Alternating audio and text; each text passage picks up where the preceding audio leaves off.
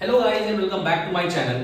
आज another video के साथ हम आए हैं और ये चैप्टर जो है बहुत ज्यादा बोर्ड्स के पॉइंट से बहुत ही ज्यादा very very most important chapter या टॉपिक बोल सकते हैं, that is income determination multiplier और शॉर्टर के नाम से हम जानते हैं। ये chapter basically sums, numericals and graph से भरा पड़ा है। यहां पर बोर्ड एग्जाम में भर भर के क्वेश्चन यहां से आते हैं, न्यूमेरिकल्स तो आते ही आते हैं। होप आप ध्यान से सुनोगे ये वाले वीडियो को, बिकॉज ये बहुत ज्यादा इंपॉर्टेंट है और यहां से क्वेश्चन आना 110% मैंडेटरी होता है। भर भर के क्वेश्चन आएंगे, ध्यान से सुनना। चलिए स्टार्ट करते हैं। तो प्रीवियस चैप्टर मैंने पढ़ाया था aggregate demand and related concept. ये aggregate demand and related concept में हम सिर्फ ब्रेक इवन पॉइंट के बारे में बात करते थे। इस वाले चैप्टर में सिर्फ बात करेंगे इक्विलिब्रियम एंड इक्विलिब्रियम। जो भी टॉपिक पढ़ेंगे इस चैप्टर में, वहां पर हम सिर्फ एक चीज से डिस्कस करेंगे, एक चीज को पॉइंट ऑफ व्यू में रखेंगे, दैट इज इक्विलिब्रियम। इकोनॉमी कब इक्विलिब्रियम पे होगा, इस चीज को हम ध्यान में रखेंगे और स्टार्ट करते हैं। चलिए बिना किसी देर के स्टार्ट करते हैं। आपको यहां पर बनाकर दिखा रहा हूं, आपको ज्यादा बेटर समझ में आएगा। तो प्रीवियस चैप्टर में मैंने बताया था एग्रीगेट डिमांड, मैं लिख दे रहा हूं यहां पर आपको ताकि समझ में आ जाएगा।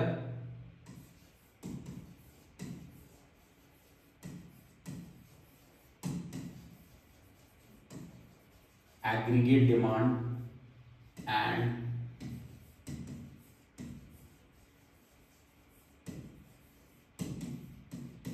Aggregate supply.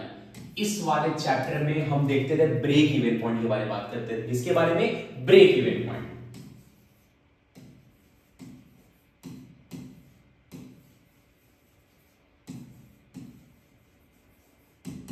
Break even point के बारे में बात करते थे, लेकिन आज जो हम चैप्टर डिस्कस करने वाले हैं that is income determination multiplier. यहां पर हम बात करेंगे इक्विलिब्रियम कंडीशन के बारे में। किसके बारे में? Equilibrium condition. लिख दे रहे हैं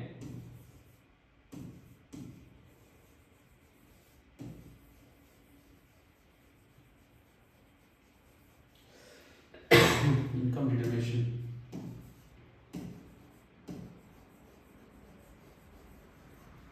that is equilibrium condition.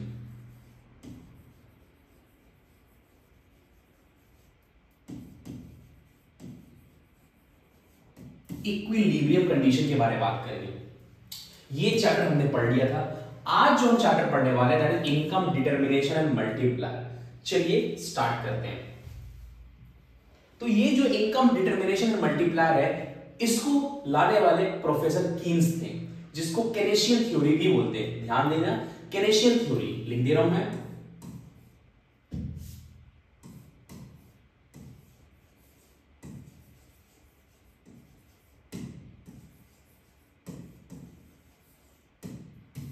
केनेशियन theory. अब ये प्रोफेसर कीन्स जो थे ये इक्विलिब्रियम कंडीशन को लाए। तो बिना देर किए स्टार्ट करते हैं। ये केनेशियन थ्योरी था क्या, उसके पहले आपको एक छोटा सा रिकैप बताता हूं। हम लोग जो प्लस वन में मैंने बताया था, प्लस वन में हमने पढ़ा था दैट इज इक्विलिब्रियम कंडीशन। उस इक्विलिब्रियम में मैंने बताया था, या आप लोग ने पढ़ा था, इक्विलिब्रियम कंडीशन क्या था, मार्केट इक्विलिब्रियम के बारे में। मार्केट इक्विलिब्रियम माइक्रो लेवल पे पढ़े थे। माइक्रो लेवल पे इक्विलिब्रियम कब था? जब demand equals to supply, when demand equals to supply. Demand equals to supply. इसका ग्राफ कुछ इस तरीका से हुआ करता था, y axis, x axis, origin. ये डिमांड का लाइन हो गया, ये सप्लाई का लाइन हो गया। ये हम लोग ने 11th क्लास में पढ़ा था। सॉरी, ये पढ़ा था। ये हमने पढ़ा माइक्रो इकोनॉमिक्स के अंदर में।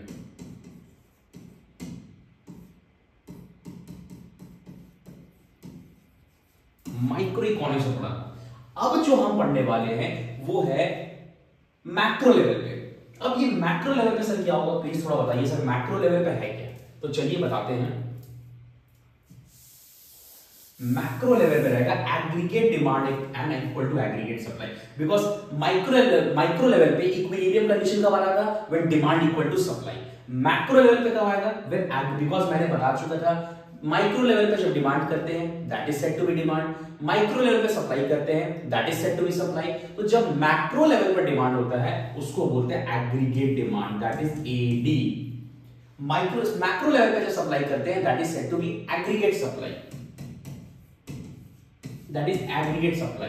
So when the economy will get equilibrium, according to Keynesian theory, when the economy will get equilibrium, so according to Keynesian theory, the economy will be at equilibrium when aggregate demand of goods and service will be equals to aggregate supply of goods and service. Keynesian theory के accordingly economy कब equilibrium पे रहेगा, तो वो तब रहेगा जब aggregate demand of goods and service will be equals to aggregate supply of goods and service. आप देख सकते हो मैंने यहां पर प्रेजेंटेशन में भी बताया है, मैं मार्क करके दिखा रहा हूं। So according to Keynesian theory when the economy will be at equilibrium, so according to Keynesian theory the economy will be at equilibrium. मैं आपको मार्क करके दिखा दे रहा हूं ताकि आपको ज्यादा बेटर समझ में आएगा। चलिए आएंगे, तो आप यहां देख सकते हो according to Keynesian theory when the economy will be at equilibrium,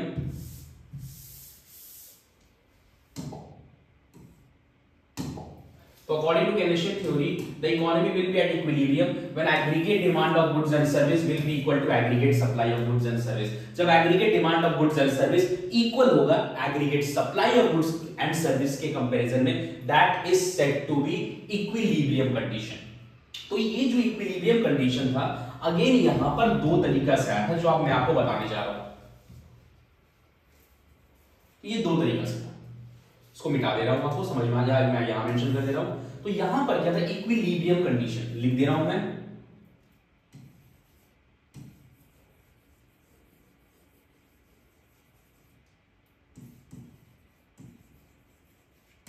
condition.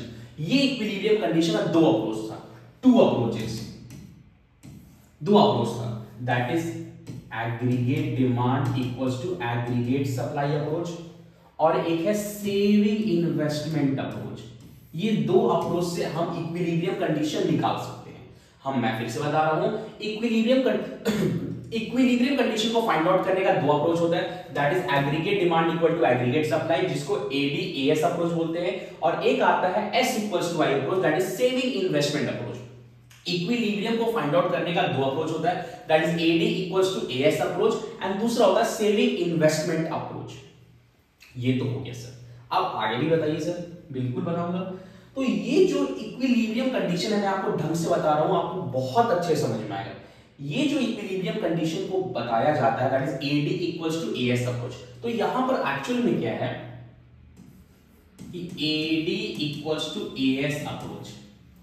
AD का फॉर्मूला क्या होता है, AD equals to C plus I. AS का फॉर्मूला क्या होता है, सी प्लस एस। ये एग्रीगेट, ये कंजम्पशन और ये कंजम्पशन कर लिया, तब ये क्या बचा, investment equal to saving approach, that is saving investment approach. इससे क्या डिनोट कर रहे हैं सर हम लोग, इससे ये पता चल रहा है जब एग्रीगेट डिमांड और एग्रीगेट सप्लाई इक्वल होगा तभी जाकर सेविंग और इन्वेस्टमेंट भी इक्वल होगा। When aggregate demand will be equals to aggregate supply, then only saving investment will be equals to each other, because यहां पर फॉर्मूला है AD equals to C plus I। ठीक है, AD का formula C plus I, sorry AD equals to AS। AD का formula C plus I, AS का formula C plus S। ये consumption कर दिया तो ये क्या बचा, सेविंग इन्वेस्टमेंट अप्रोच। मतलब जब एडी और एएस इक्वल होगा तभी जाकर सेविंग और इन्वेस्टमेंट भी इक्वल होगा। ये दो अप्रोचेस हैं, मैं फिर से बता रहा हूं। इक्विलिब्रियम को यहां मैं दिखा रहा हूं। इक्विलिब्रियम कंडीशन को फाइंड आउट करने का दो अप्रोच है, एक है एडी एएस अप्रोच, एक है सेविंग इन्वेस्टमेंट अप्रोच। अभी स्टार्ट करते हैं एडी और एएस अप्रोच। आपको एक पीपीटी में एक नजर दिखा रहा हूं।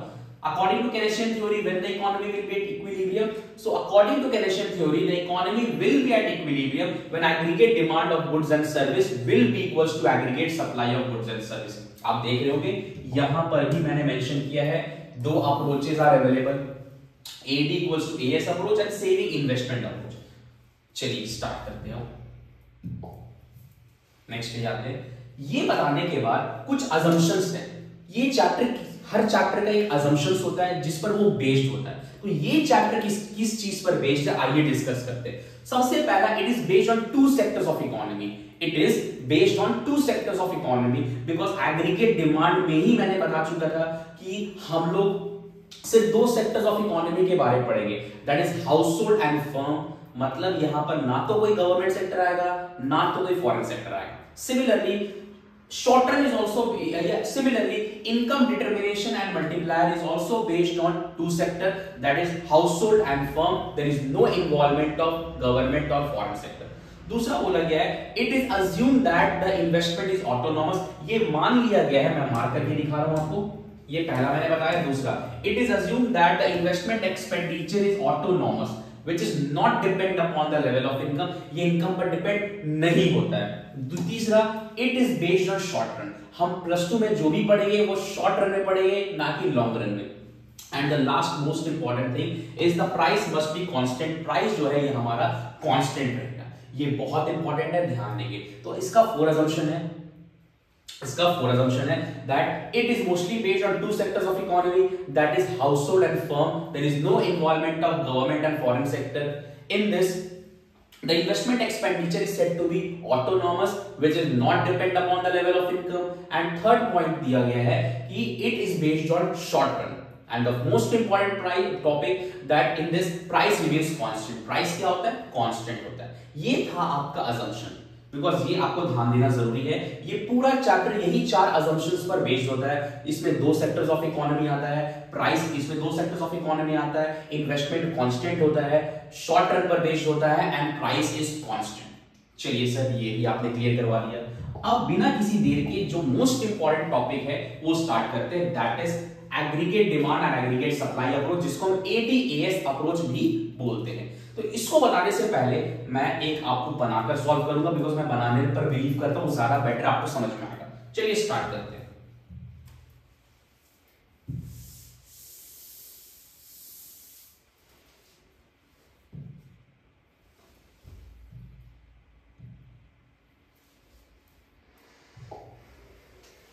चलिए ADAS अप्रोच लिख दे रहा हूं, AD equals to AS approach।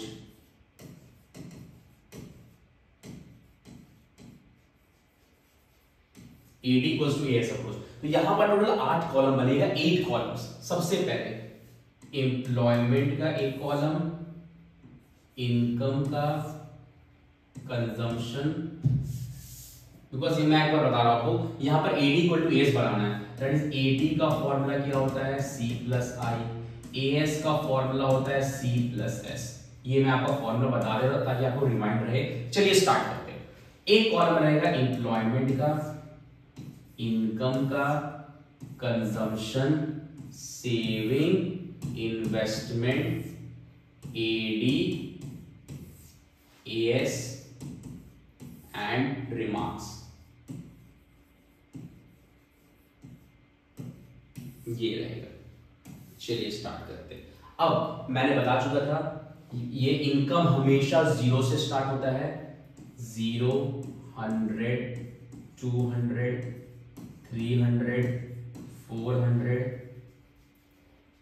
500, 600। Employment भी हमेशा 0 से स्टार्ट होता है, 0, 10, 20, 30, 40, 50, 60। इनकम हमेशा 0 से स्टार्ट होगा, कंजम्पशन कहीं से भी स्टार्ट होगा बट वो 0 से स्टार्ट नहीं होगा। मैं 40 अज्यूम किया था एज अर्लियर वीडियो में, 120, 200, 280, 360, 440, 520। सेविंग हमेशा नेगेटिव से स्टार्ट होगा, -40, -20, 0, 20, 40, 60, 80। इन्वेस्टमेंट कांस्टेंट रहेगा, that is not depend upon the level of income. 40, मैं 40 अज्यूम कर रहा हूं यहां पर, 40। ठीक है, आप देख रहे हो। अब यहां पर AD निकलेगा, AD को C+I, यहां पर कितना हो गया, 80 हो गया, यहां पर 160, 240, 320, देख रहे हो आप, 320, 400, 480 एंड 560, ये हो गया। अब एग्रीगेट सप्लाई निकालूंगा। एग्रीगेट सप्लाई का फॉर्मूला क्या है? C plus S. और मैंने बता भी चुका था पहले भी कि इनकम हमारा जितना रहेगा एग्रीगेट सप्लाई भी उतना रहेगा, बिकॉज इनकम का formula y equals to C plus S, aggregate supply का भी formula C plus S. Okay sir, ये 0, 100, 200, 300, 400, 500, 600। ओके सर, हो गया। अब आप रिमार्क्स भी बता दिए सर, रिमार्क्स क्या है? सॉरी, ये न्यू है तो थोड़ा सा प्रॉब्लम हो रहा है यूज करने में। अब रिमार्क्स दे रहा हूं तो आप यहां देख सकते हो एग्रीगेट डिमांड ज्यादा है एग्रीगेट सप्लाई का, तो AD is more then AS। यहां पर भी एग्रीगेट डिमांड 160 है, aggregate demand is more than aggregate supply. यहां पर भी एग्रीगेट डिमांड 240 है, एग्रीगेट सप्लाई कम है, aggregate demand is more than aggregate supply. यहां पर भी same, aggregate demand is more than aggregate supply. यहां पर एग्रीगेट डिमांड और एग्रीगेट सप्लाई बराबर आप देख रहे हो। सेकंड आते नीचे आते, एग्रीगेट डिमांड 480 है, एग्रीगेट सप्लाई 500 है, दैट इज एग्रीगेट डिमांड कम है, एग्रीगेट सप्लाई ज्यादा है। Aggregate demand is smaller than aggregate supply, aggregate demand is smaller than aggregate supply. तो आप देख रहे हो हमारा शेड्यूल बनकर रेडी है। आपको यहां दिख रहा होगा कि यहां पर इक्विलिब्रियम कंडीशन कहां पर आ रहा है, मैं आपको मार्क करके दिखा रहा हूं।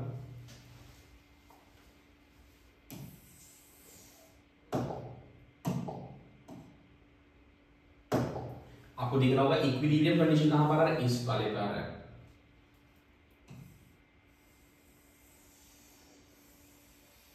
इस वाले पे इक्विलिब्रियम कंडीशन आ रहा है, आपको दिख रहा होगा, मैं दिखा रहा हूं एक मिनट।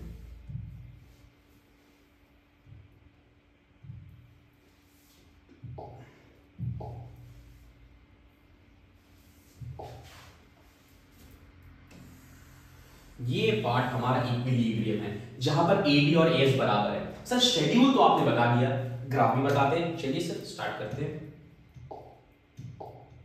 अगेन एग्रीगेट डिमांड, यहां पर क्या aggregate demand equal to aggregate supply approach बताना है।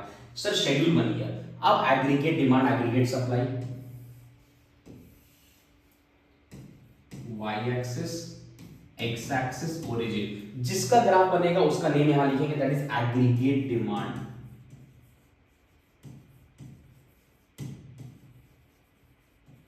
Aggregate demand and aggregate supply.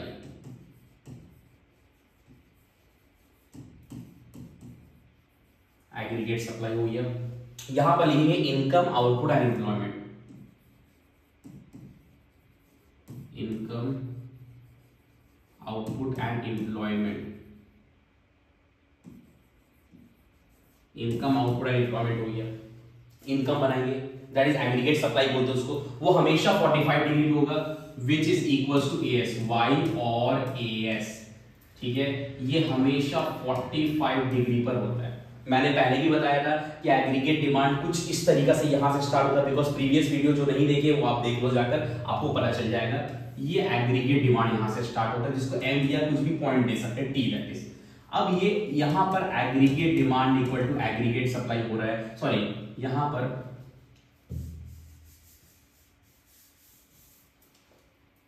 पर AD equals to C plus I represent कर रहा है। ये जो मीट किया ये हमारा इक्विलिब्रियम हो गया। ध्यान देंगे पहले ब्रेक इवन पॉइंट था, अब हम सिर्फ इक्विलिब्रियम के बारे में बात करेंगे। ये इक्विलिब्रियम है एट कहां पर, OI level of income, output and employment. इसको बोलते हैं इक्विलिब्रियम पॉइंट। इक्विलिब्रियम पॉइंट जहां पर where planned AD equals to planned AS। ध्यान देंगे पूरा चैप्टर प्लान्ड है, एक्यूरेट नहीं है, ये एक्चुअल नहीं है, ये सिर्फ प्लान्ड बताता है। ये आपका ग्राफ हो गया AD AS अप्रोच के बारे में, दैट इज ये शेड्यूल हो गया, ये ग्राफ हो गया। चलिए इसका ग्राफ को एक्सप्लेन करते हैं, बिकॉज आप लोग एक्सप्लेन तो करते हो, मैंने तो पूरा सिखा चुका है, जस्ट आपके वन शॉट रिविजन के लिए वीडियोस है, आपको समझ में बहुत बढ़िया से आएगा। So again, in the given figure, y-axis represent aggregate demand and aggregate supply, x-axis represent income, output and employment। पहला पॉइंट तो डन हो गया सर। दूसरा क्या होगा, तो तो OY is the income curve passing through origin at 45 degree which is equal to AS। चल डन हो गया। तीसरा AD आएगा, तो AD starting from point D on Y axis representing AD equals to C plus I। Fourth, the point where aggregate demand curve intersect aggregate supply curve, that point is known as equilibrium point, which is denoted by E, where planned AD is equals to planned AS। कहां पर? At OY level of income output and employment। कितने level of income output and employment पे equilibrium हुआ? OY level पर। कितने level पर? OY level of income output and employment। And the last point, at this point demand is more effective। इस point पे demand सबसे ज्यादा इफेक्टिव है, सबसे ज्यादा परफेक्ट है। मैं आपको शेड्यूल की मदद से भी दिखा दे रहा हूं कि कितने लेवल ऑफ इनकम पे, आउटपुट पे, एम्प्लॉयमेंट पे एग्रीगेट डिमांड और एग्रीगेट सप्लाई इक्वल है। कितने लेवल ऑफ इनकम पे? सर 400 लेवल ऑफ इनकम पर। कितने लेवल ऑफ आउटपुट पे? 400 पे। कितने लेवल ऑफ एम्प्लॉयमेंट पे? 40 पे। ये आपको दिख रहा होगा कि at OY level of income output and employment aggregate demand is equal to aggregate supply. कितने लेवल ऑफ आउटपुट पे? OY level. आप शेड्यूल भी देख सकते हो।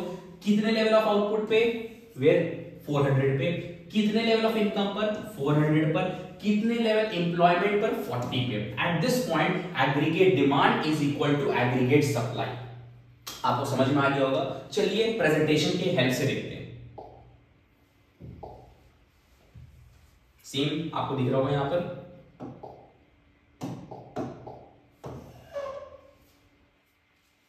अगेन यहां पर 8 कॉलम्स बना है। Employment, income, consumption, saving, investment, aggregate demand, aggregate supply and remarks. मैंने बता चुका था एम्प्लॉयमेंट हमेशा 0, 10, 20, 30, 40, 50, 60 पर रहेगा। इनकम हमेशा 0 से कहीं से भी स्टार्ट, इनकम हमेशा 0 से स्टार्ट होगा। That is 0, 100, 200, 300, 400, 500, 600। कंजम्पशन कहीं से भी स्टार्ट होगा, 0 से स्टार्ट नहीं होगा। That is 40, 120, 200, 280, 360, 440, 520। सेविंग हमेशा नेगेटिव से स्टार्ट होगा, -40, -20, 0, 20, 40, 60, 80। इन्वेस्टमेंट को मैंने 40 कांस्टेंट माना है। That is not depend upon the level of income. ये इनकम पर डिपेंड नहीं होता है। AD निकल जाएगा। AD इक्वल्स टू मैंने बताया C प्लस I। तो यहां पर 80, 160, 240, 320, 400, 480 एंड 560। यहां पर एग्रीगेट सप्लाई मैंने बता चुका था, एग्रीगेट सप्लाई आ गया। आप देख रहे हो यहां पर एग्रीगेट डिमांड 40 है, एग्रीगेट डिमांड 80 है, एग्रीगेट सप्लाई 0 है। AD is more then AS। यहां पर एग्रीगेट डिमांड 160 है, एग्रीगेट सप्लाई 100 है। Again aggregate demand is more than aggregate supply. 240, 200, aggregate demand is again more than aggregate supply। aggregate demand 320, aggregate supply 300। again aggregate demand is more than aggregate supply। but at this point आप देख रहे हो कि aggregate demand और aggregate supply बराबर है, तो यहां पर मेंशन कर देंगे AD equals to AS। Again यहां पर aggregate demand is 480, aggregate supply is 500। तो aggregate demand कम है, aggregate supply ज्यादा है। AD is smaller than AS। again the last AD is 560, AS is 600। Again aggregate demand is smaller than aggregate supply। Sir ये schedule तो बहुत बढ़िया समझ में आया। ग्राफ करते हैं। Again because AD AS approach पढ़ रहे, ध्यान देंगे ये Y एक्सिस, X एक्सिस यहाँ थोड़ा सा ठीक कर दे रहा हूँ, आपको समझ में आ जाएगा।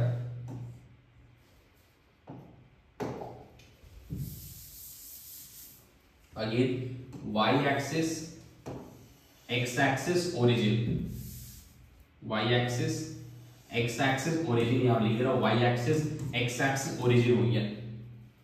AS स्टार्ट हो रहा है यहां से at 45 degree which is equal to Y और AS।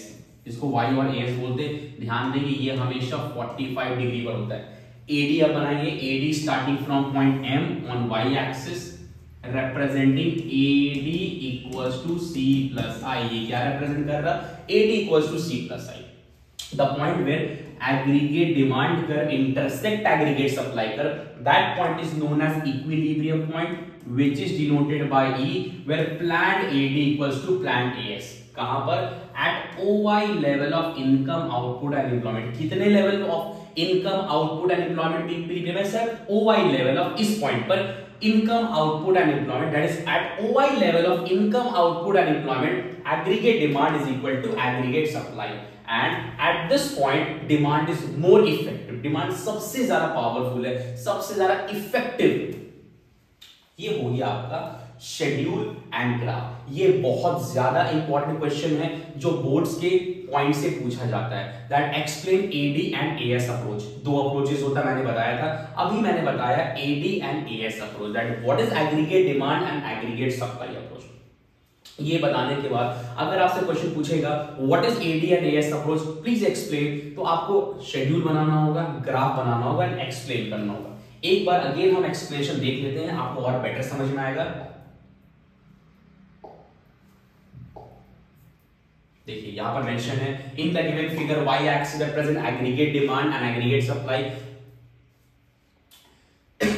In the given figure, y axis represent aggregate demand and aggregate supply. X axis represent income. आप देख रहे हो income, output and employment. OY is the income curve passing through origin at 45 degree, which is equals to AS. ये हो गया AD. AD starting from point M on y axis, representing AD equals to C plus I. Fourth point, the point where aggregate demand curve intersect aggregate supply curve, that point is known as equilibrium point, which is denoted by E, where planned AD is equal to planned AS. जहां पर aggregate demand और aggregate supply बराबर है।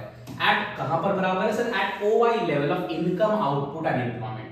And the last, this creates a situation of effective demand. Yeah, at this point demand is more effective. यहां पर demand is more effective. तो मैंने यहां पर आपको इक्विलिब्रियम कंडीशन के बारे में बताया। इक्विलिब्रियम कंडीशन को फाइंड आउट करने का दो अप्रोच बताया, ADAS approach, saving investment approach. अभी मैंने डिस्कस किया एडीएएस अप्रोच। एडीएएस अप्रोच बताने के बाद मैंने शेड्यूल बताया, ग्राफ बताया एंड इसका एक्सप्लेनेशन बताया। अब आज के वीडियो के पार्ट में एक बहुत ज्यादा इंपॉर्टेंट क्वेश्चन पूछा जाता है, that is when explain the situation when aggregate demand is more than aggregate supply and explain the situation when aggregate demand is less than aggregate supply। चलिए सर वो भी डिस्कस करते हैं। ये बात तो उसको पहले बताने से पहले मैं आपको थोड़ा सा यहां पर बता रहा हूं सर, आपने बता तो दिया और हमें समझ भी आ गया सर, थोड़ा सा सर आप और भी बता दो बेटर रहेगा सर। बिल्कुल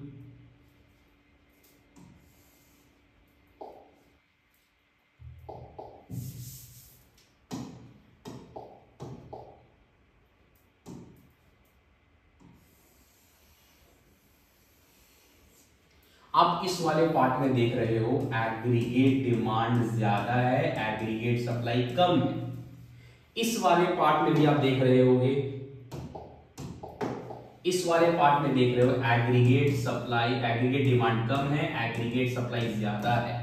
सर हमको तो दोनों कंडीशन में इक्विलिब्रियम पे आना है, चाहे एग्रीगेट डिमांड ज्यादा हो चाहे एग्रीगेट डिमांड कम हो, वो इन बोथ द कंडीशन हमको इक्विलिब्रियम पे आना है, दैट इज इस वाले कंडीशन में। सर ये वाला भी क्वेश्चन एक बार डिस्कस कर लो कि when I explain the situation, ऐसा कब होगा जब एग्रीगेट डिमांड और एग्रीगेट सप्लाई बराबर होगा। बिकॉज मैंने पहले बताया था हम इस चैप्टर में सिर्फ इक्विलिब्रियम कंडीशन के बारे में बात करेंगे, that is equilibrium, equilibrium and equilibrium. अभी क्या है कि हमें तो ये आपको चाहिए, बट यहां पर दो सिचुएशन अराइज हो रहे हैं जहां पर एग्रीगेट डिमांड ज्यादा है, एग्रीगेट सप्लाई कम है, एंड दूसरे कंडीशन में जहां एग्रीगेट डिमांड ज्यादा कम है और एग्रीगेट सप्लाई ज्यादा है। चलिए सर डिस्कस करते हैं।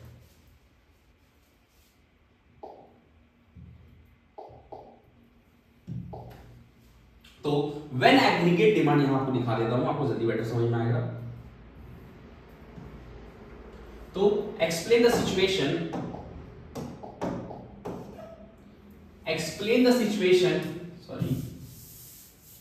explain the situation where aggregate demand is more than aggregate supply। आप सिचुएशन को बताओ जब एग्रीगेट डिमांड ज्यादा है, एग्रीगेट सप्लाई कम है, how it will be sorted out. Because यहां पर क्या हो रहा है, एग्रीगेट डिमांड ज्यादा है और एग्रीगेट सप्लाई कम है, और हम पढ़ रहे हैं इक्विलिब्रियम कंडीशन के बारे में, व्हिच मींस दैट हमें तो ये कंडीशन से सर मतलब है, ये कंडीशन कैसे आएगा डिस्कस करते हैं।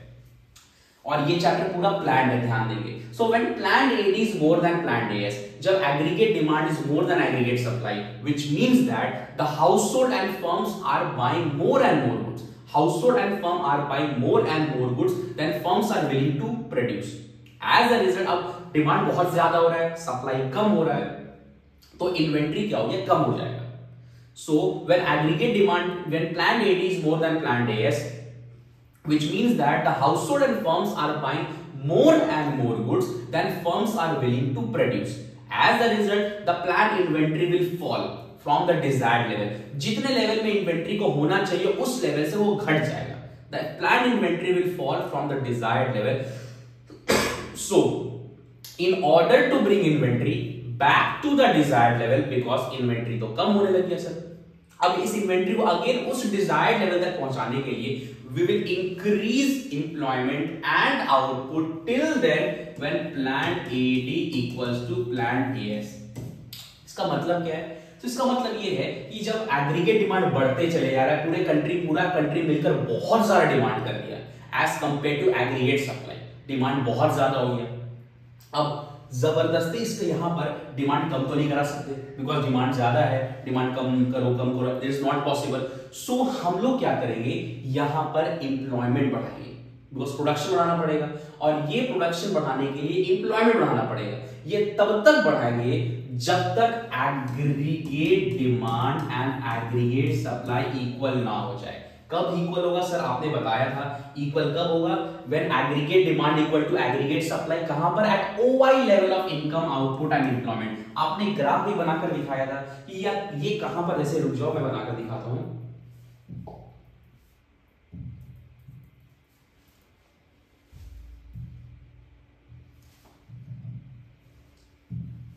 ये मैंने बताया था ना,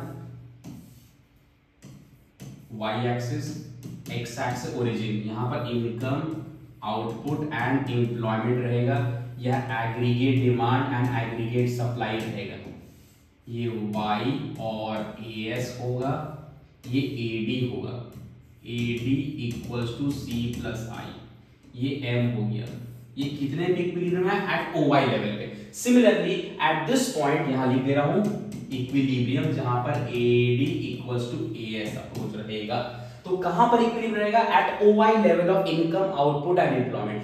मतलब हम एम्प्लॉयमेंट बढ़ाते जाएंगे और प्रोडक्शन बढ़ाते जाएंगे till then when aggregate demand is equals to aggregate supply. तब तक बढ़ाएंगे जब तक एग्रीगेट डिमांड और एग्रीगेट सप्लाई बराबर ना हो जाए। कहां पर sir, at OY level of income output and employment, OY level of income output and employment, ये पूरे रहेगा। कितने पे इक्विलिब्रियम आएगा, eight OY level of income output and employment.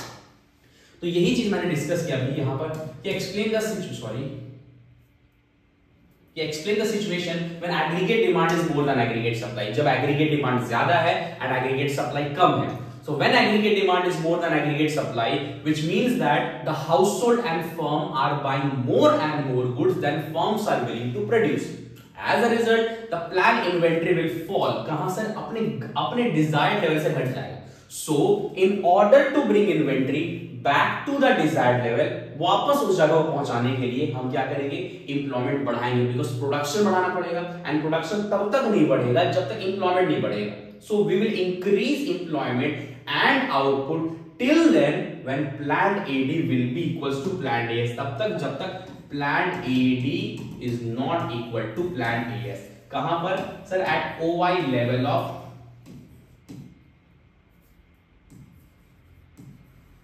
income output and employment। ये हो गया आपका, ये बहुत इंपॉर्टेंट क्वेश्चन जो बोर्ड से पूछा जाता है, that explain the situation when aggregate demand is more than aggregate supply and how it will be sorted.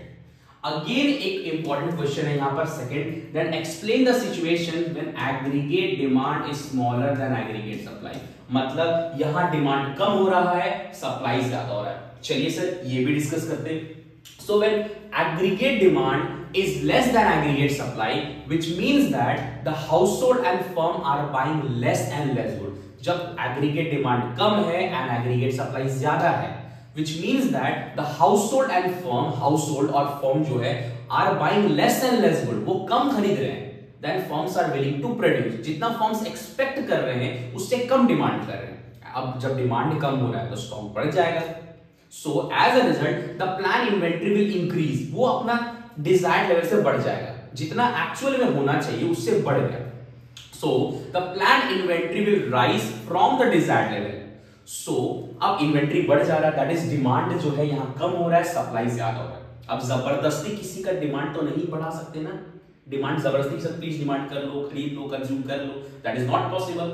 सो अब हम क्या करेंगे, यहां प्रोडक्शन घटाएंगे। प्रोडक्शन कैसे घटेगा, एम्प्लॉयमेंट घटाकर। So we will decrease employment and output till then when plan AD is equal to plan AS। कहां पर, at OI level of income,